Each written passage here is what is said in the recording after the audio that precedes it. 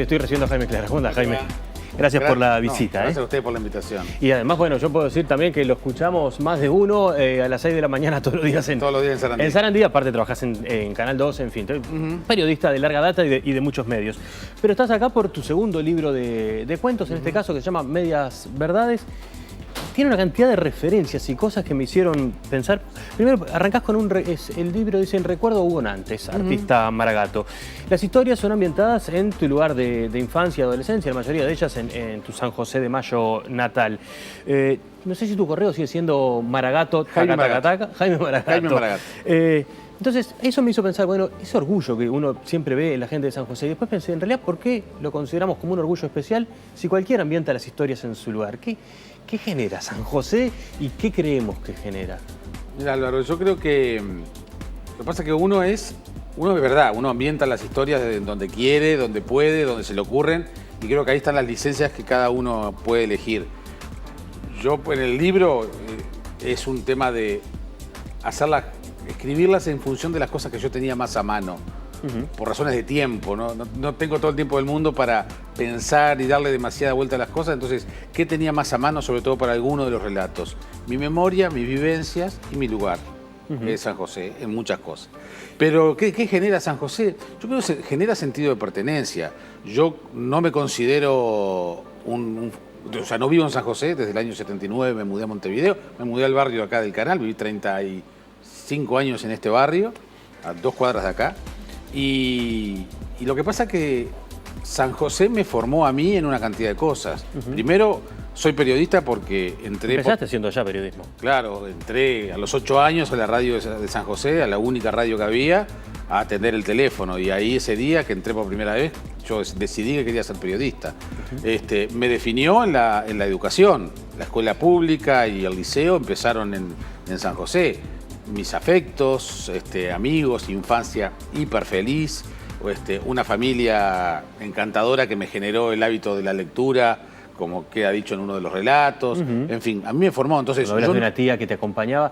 Y hay una cosa interesante, porque también te puebla de recuerdos San José, que están desgranados acá. Pero vos no te acordás de tu infancia, Lolo? Yo me acuerdo, claro que sí. Lo que pasa es que no la puse en un libro. Está bien, pero bueno, sos parte... Pero uno es de eso. Exactamente. Uno viene de ahí. Inclusive aunque hayas tenido malas experiencias, que muchas veces te marcan. Capaz que más que las buenas. Seguramente, pero yo creo que hay que aprovechar las buenas. Totalmente. Y dentro de las buenas, vos armás y juntás una cantidad de historias. La dividís en 2 bloques, en realidad. El libro tiene 2 bloques. El primero se llama El camino más ancho es el de la memoria.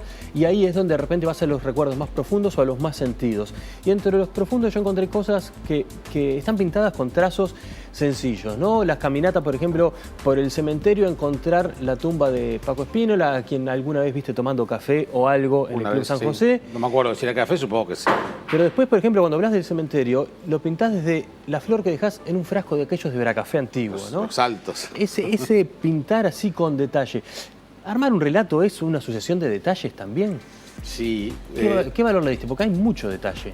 Capaz que eso, y sobre todo alguna suerte de observación o de crítica en el buen sentido que recibí en el primer libro de cuentos, La terrible expresión de la nada, me criticaban eso, capaz que la excesiva cantidad de detalles. Y capaz que eso es fruto de la profesión. El querer decir las cosas tal cual son. Entonces, por eso también capaz que el título del libro es Medias Verdades, porque también hice el esfuerzo de no ser tan periodista, porque es un libro de relatos, de cuentos, donde no hay necesidad de ser veraz, como si yo debo ser todos los días cuando hago periodismo. Claro, pero es cierto que hay un tono que permea también, porque en uno de los relatos, ahora me está fallando la neurona con el nombre del cuento, vas describiendo un incendio y es como una crónica periodística en un punto. Yo lo miré y dije, wow, esto es como periodismo narrativo. Es un fragmento de un cuento, ¿no? Es un pasar, pero hay una descripción que me hizo pensar en eso. Sí, yo creo que ahí yo peco del tema del periodismo, peco en el buen sentido, es decir, sí, me parece un recurso bien aportado. De tratar de darle al lector la mayor cantidad de información posible para que ese relato que yo tengo tan presente, o por real o por inventado, o ambos, también el lector lo acompañe y se vaya armando esas escenas en la cabeza. De hecho, por ejemplo, para quienes tienen mi edad, seguramente deben recordar, no sé qué pasaba en Montevideo, pero aprovechando la llegada de TNU a todo el país, seguramente la gente del interior lo va a tener bien presente. visitar los cementerios era casi que un paseo. No era sentido como una cosa trágica, sino todo lo contrario. No nos íbamos al extremo de celebrar la muerte como los mexicanos, pero sí era un paseo de domingo a la tarde o de sábado a la tarde para llevar flores. Y así es que yo lo recuerdo en aquella época. Hoy, como ya ni se puede llevar flores, capaz que la gente no va tanto a los cementerios. Pero entonces, ese tipo de cosas, ese tipo de elementos que tienen que ver mucho con mi generación, con mi infancia, es que intenta por lo menos cada tanto mandar una señal de que las cosas las recuerdo de esa manera. No sé si es sobre tu infancia o sobre la infancia de alguna otra persona que vos conocés, pero hay un relato que es la iniciación, que es un detalle muy puntual y que para muchos podría ser mínimo, un padre enseñándole algo a un hijo, pero que vos lo cargás de un sentido ritual y que como un sentido, y que el rito termina generando una unión muy fuerte entre ese padre y hijo, como un momento de una comunicación pesada, ¿no? Así me enseñó mi padre a hacer la corbata. O sea que es un relato vivencial también. Sí, absolutamente, absolutamente. Porque había encontrado otro que te iba a preguntar que sí, es muy vivencial, pero también es como sacar una cosa más jodida de repente, que es un accidente en el que fallece tu sobrino, ¿no? Sí. Y yo pensaba si la literatura sirve como catarsis también. Sí, yo creo que sí. Yo creo que sirve como catarsis, sobre todo cuando como pretexto para decir una cantidad de cosas. Allí en el cuento... Es un cuento de denuncia casi. Sí, porque yo la situación de mi sobrino yo la sigo denunciando porque no se investigó y obviamente que a mí me gustaría saber quiénes fueron los responsables sobre los cuales se dieron algunas pistas que la policía no investigó. Hay filmaciones que la policía no investigó, entonces aproveché una situación que además ficciono porque no aparece el nombre de mi sobrino, ¿no? Digamos, ¿quién lo sabe? El tema es así, quien sabe las cosas, que las conoce, podrá entender los códigos. Quien no lo conoce, se encuentra con una historia. Y por eso que es el tema de las medias verdades, ¿no? Hay algunas referencias en ese capítulo que yo aludo a la memoria, donde de alguna manera estoy diciendo, esto tiene que ver con mi memoria y todo esto es verdad.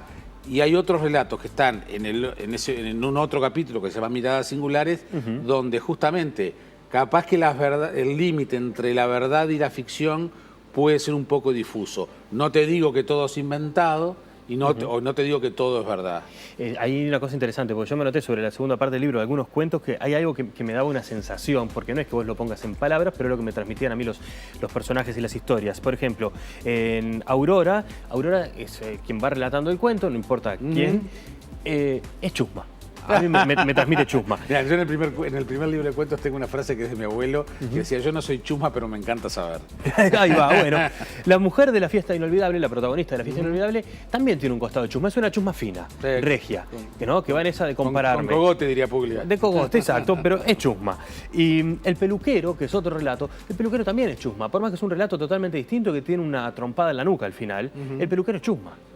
¿No? Los periodistas somos chusmas. Sí, obvio. Es como un requisito, ¿no? Porque nos gusta saber.